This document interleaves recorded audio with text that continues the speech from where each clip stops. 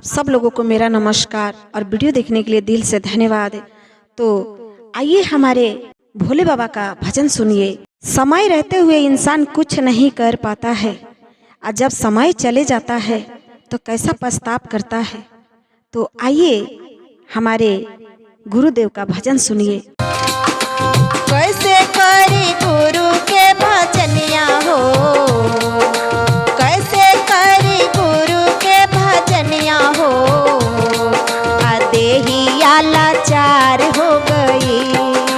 कैसे करी गुरु के भजनिया हो, देहिया लाचार हो गई। कैसे करी गुरु के भजनिया हो, देहिया लाचार हो गई।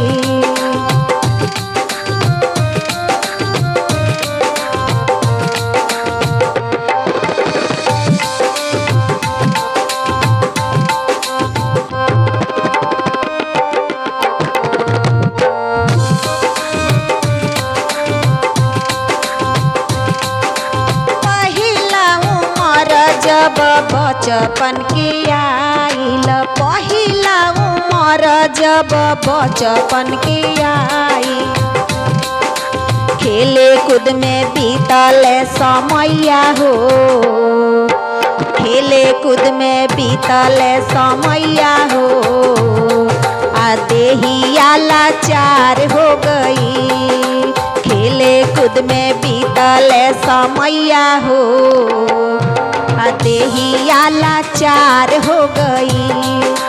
कैसे करी गुरु के भजनिया हो, कैसे करी गुरु के भजनिया हो, देहिया लाचार हो गई।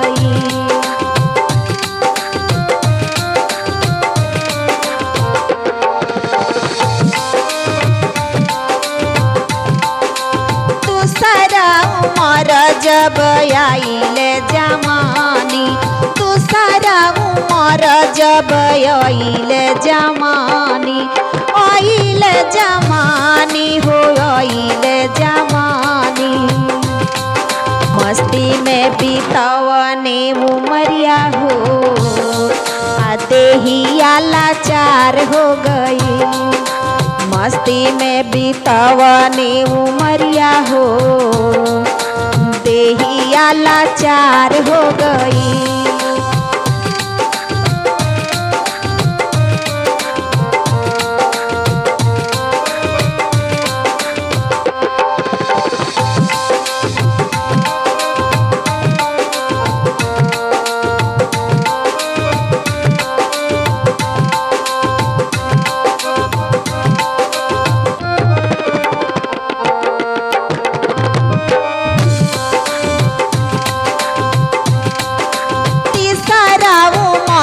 जब आइले बुढ़ापा, तीसरा उमर जब आइले बुढ़ापा। तो देखिए, इंसान जब सब कुछ अब छूटने लगता है तो सोचता है कि क्या करूं क्या करूं। तो मन पछताने के अलावा और कुछ नहीं मिलता है। तो सुनिए मन क्या कह रहा है। तीसरा उमर जब आइले बुढ़ापा, तीसरा उमर जब आइले बुढ़ापा, अरे खटिया पर बीतता समैया हो, खटिया पर बीतेला समैया हो, देहिया लाचार हो गई। खटिया पर बीतता समैया हो, देहिया लाचार हो गई।